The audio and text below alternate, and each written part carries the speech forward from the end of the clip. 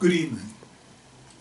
My name is Odie Hawkins, and I'm here this evening once again giving the reading of one of the columns that I wrote for the African Times newspaper way back in 1998. Wow. As a matter of fact, it was the first week of February of 1998. The piece is called Connecting with Africa, and as I've explained previously, I'm just simply reading ancient columns to see how they parallel what's happening today.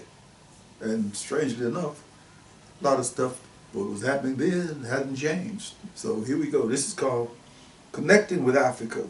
Someday, a world-class study should be made to give all of us a concrete psychological understanding of how the various African cultures, Yoruba, Igbo, Ashanti, Fante, Ga, Ewe, Akan, Mandinka, others, were forcefully filtered through so many foreign cultural prisms. British, that's Scotch, Welsh, Irish, Portuguese, Spanish, French, Dutch, during the Pan-African Holocausts, and yet retained the cores of their Afrikanity. I've always asked, how do we do that? They filtered us. They filtered us. The Portuguese took us through the Portuguese filter. The British took us through the British filter. The French through the French. I mean, we know some Latino African Americans now who are probably more Cuban Spanish than they are African. But then you can't say that to them because you might have an argument going right along. One of the cores might be called the melanin factor. No matter how well we speak English, French, Portuguese, or Dutch, we are always aware that our various shades of darkness come from a common ancestral background. Dark skins are not a European legacy. Dr. Oscar Opkaku of the University of Ghana at Legon suggests that spirituality is another core.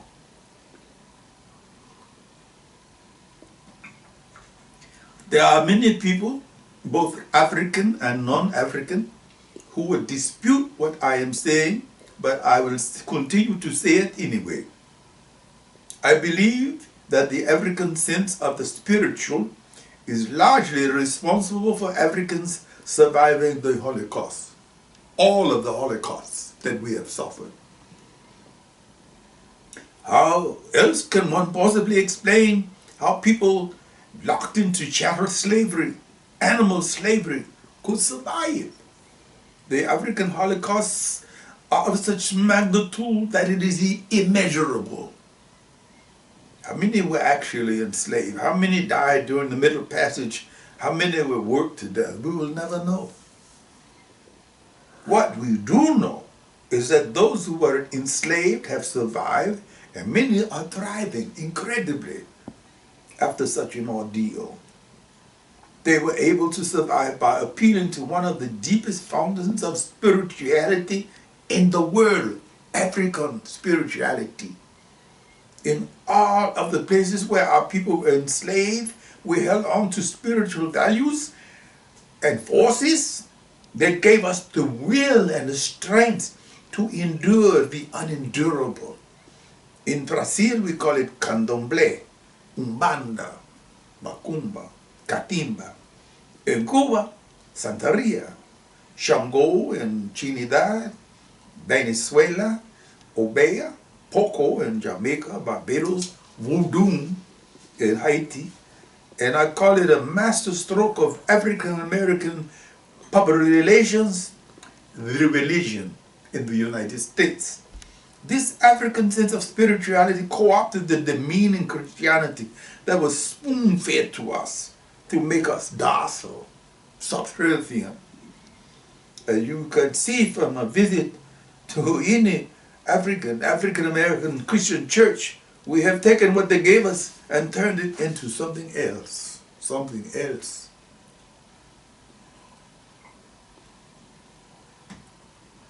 Despite this knowledge of being from the same mother, complete with the spiritual vibes that Dr. Opkaku speaks about, many people of African descent have weirdly stereotyped ideas about each other, brokered by the usual suspects.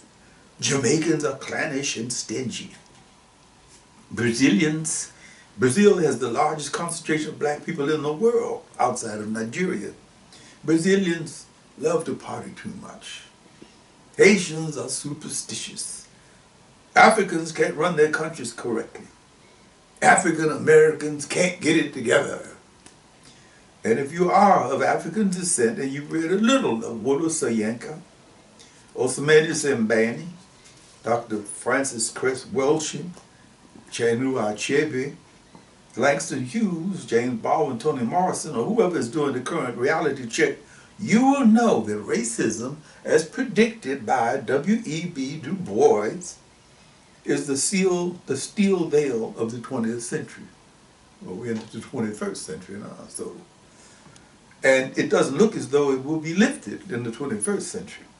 And if you are reading the daily newspaper, you are aware of the threats posed by global manifestations of racism, economic neocolonialism in Africa, the rise of the right in Europe and America, and violence everywhere.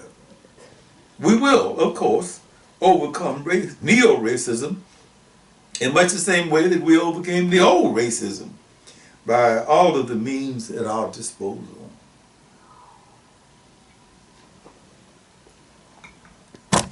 Our ability to fight a common enemy would be made stronger if we did two simple interwoven things.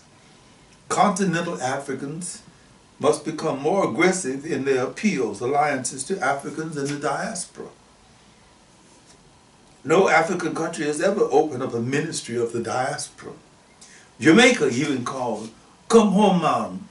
Why not Ghana, Nigeria, Angola?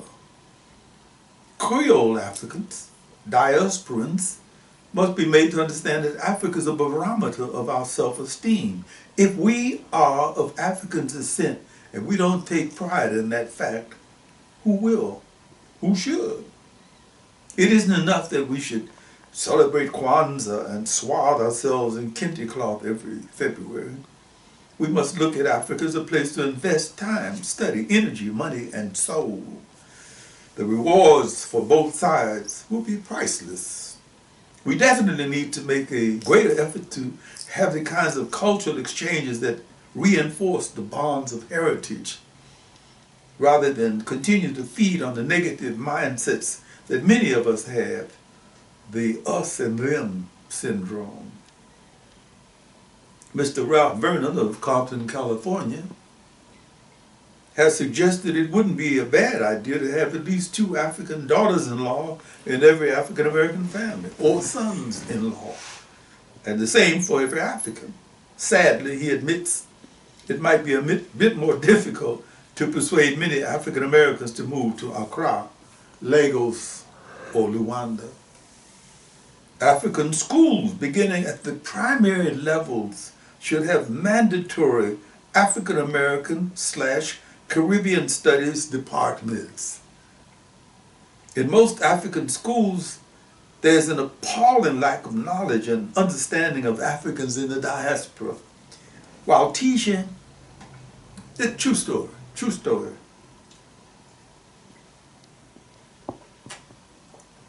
While teaching a creative writing class at the Accra Girls Secondary School, I asked my students, "What do you know about African Americans?" I assumed they knew something beyond Michael Jackson and Michael Jordan. They didn't know, as reflected on their innocent, puzzled faces. However, 3 days later, Aisha Muhammad came to class with a tattered history book written by an English guy. "In centuries past," the paragraph said, "in centuries past, many Africans from Ghana and other places on the west coast of Africa went to America to contribute their labor to the development of that country went to America. Oh, yes. The words were chiseled into my brain pad forever. On the other side of the ocean, African American parents and institutions must take a more aggressive stance in their quest for information about our ancestral homeland, ancient and present, and push the media to mail the envelope more frequently. Shamefully, many African American parents have little or no knowledge to pass on to our children because we have never made an effort to know anything about where we came from.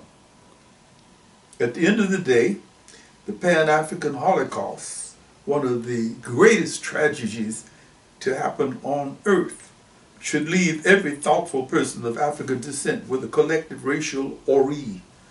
As the proverb says, in order to be able to tell others who you are, you should know yourself. Ashe. Ashe. Ashe. Ashe.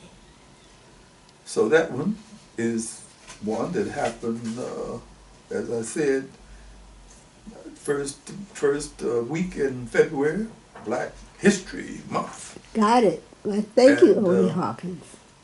I'm going to leave it there because that's where it should be. Okay, your website is www.odiehawkins.com. You're also on Amazon. New book coming out. The Quadrant Balls with... I'm looking forward to with the moments. Quadroon Balls. I know I wrote it. Mm-hmm.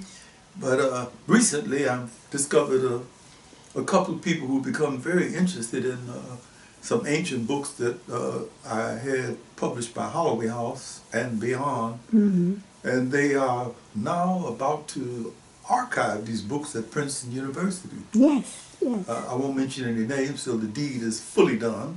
Right. But Chris and Justin are on the job. This is true. So And you've on got that Princeton and Cal State Dominguez Hills. So 2 places. Yes. 2 universities. Yes. And with that, I say it. and this. And this.